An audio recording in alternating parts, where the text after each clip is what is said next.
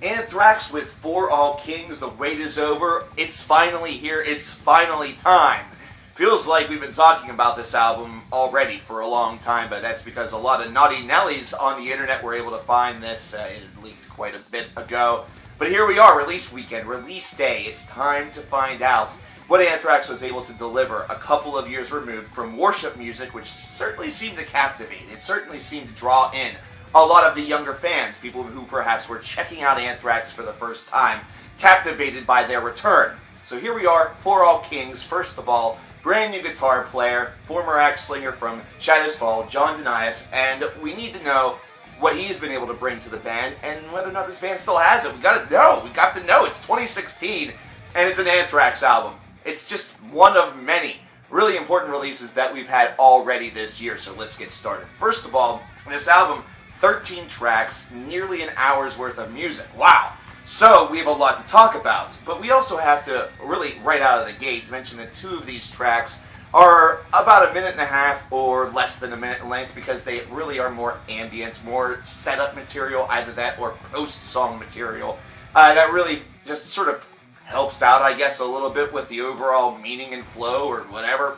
Impaled is a great example of that. It's what begins the album going into You Gotta Believe, and really, you could probably throw these two songs together and make a 7.5 minute track, and it would work just the same, really, because one's just setting up the other. And You Gotta Believe is one that has that high energy. They start off with a 6-minute track, which is awesome, considering it reminds me a lot of some of the older work that this band has done, the 80s and the first part of the 90s. Albums such as Among the Living, Spread the Disease, and Got the Time, where they have this nice sort of balance between the longer material as well as the short in order to really deliver a more complete experience, as opposed to it all feeling like the writing was very short-sighted and one-scoped.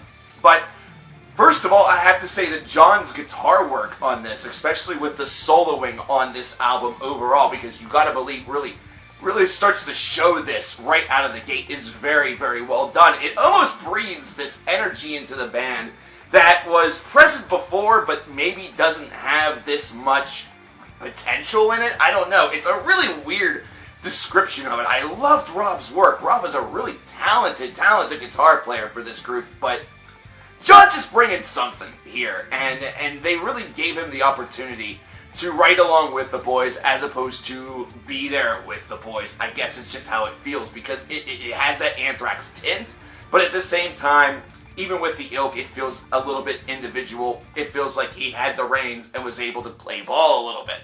Really, really neat. Love the way that this song is able to sort of go through different phases. It's able to really elevate itself up, tone it down for a little bit, and then just rip into a finish. I like the way that the song was written. I like the way that this album has started off. Monster at the end is another one that displays this. This has it's a more catchy idea to it. If you thought Evil Twin was catchy, oh, you ain't heard nothing yet, motherfucker. Monster at the end, rather, has that same resonance, but it is a lot more catchy. And it has, once again, that whole formula of really building things up and letting the guitar really do the talking during the second half of this song. The title track, For All Kings, is pretty well done. It's competent in its own right, and then we get into Breathing Lightning, which starts off with a very soft idea, and then is able to go into a song that really feels very redemptive. It feels like it has a lot of power behind it, a lot of meaning. And I like that, and I like the fact that they are able to include a track like this, but Breathing Out, which is 55 seconds, and follows Breathing Lightning, it just sort of feels more like a bridge. It's a bridge between Breathing Lightning and into Suzerain. And I just don't know if it was necessary. I felt like they could have thrown this at the end of Breathing Lightning. It would have made it more than, I think, 6 minutes in length, and it would have been fine. You know, you could have this there, either that or, I remember, oh god, I can't even remember who did it, but there were bands that are able to put something there prior to the track actually starting, or it was some weird technology that you could only see on CD players, and they could have done that. But it's basically just a gap. It's a gap between Breathing Lightning and the Suzerain.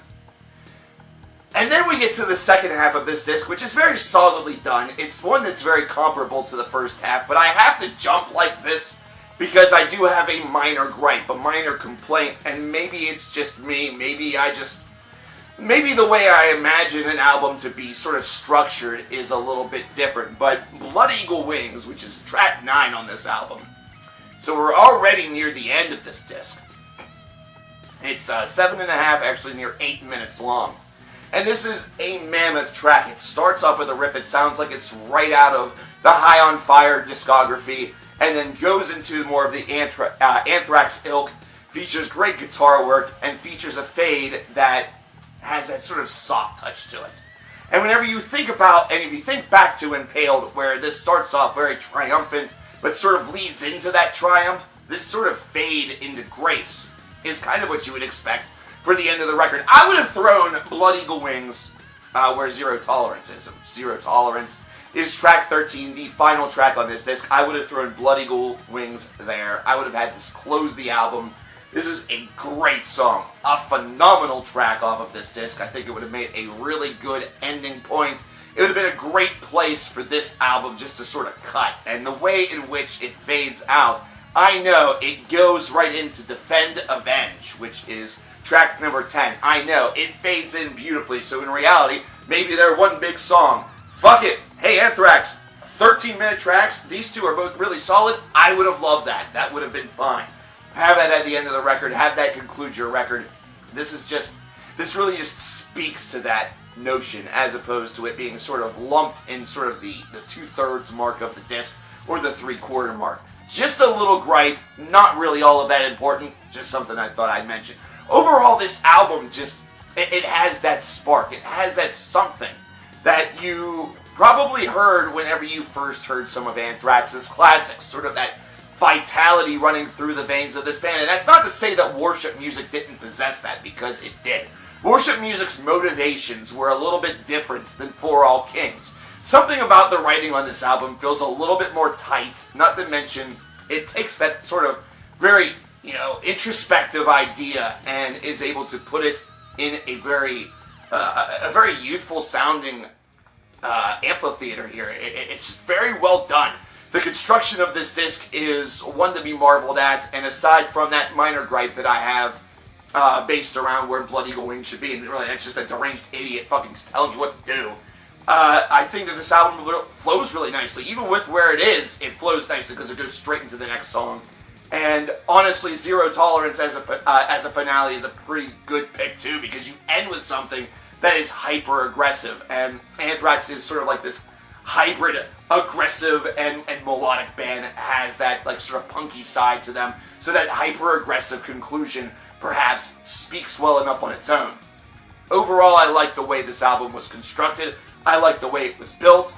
I think that Anthrax may have actually crafted the better thrash album this year by comparison to their big 4-bait Megadeth. That being said, 88 out of 100. Really like this disc. It was one that I enjoyed going back to for the second listen, the third listen, and then that became the fourth and the fifth. So, ironically enough, I gave this more than I traditionally do. And I think the reason why is because it's just such a natural, it's a natural album to listen to. It's one that doesn't require all of that much in the way of real stimuli. You can put this on in the background and your head just starts bobbing to it. It gets to a heavier moment, your head starts banging to it. It's natural as opposed to something that's attempting to be manufactured.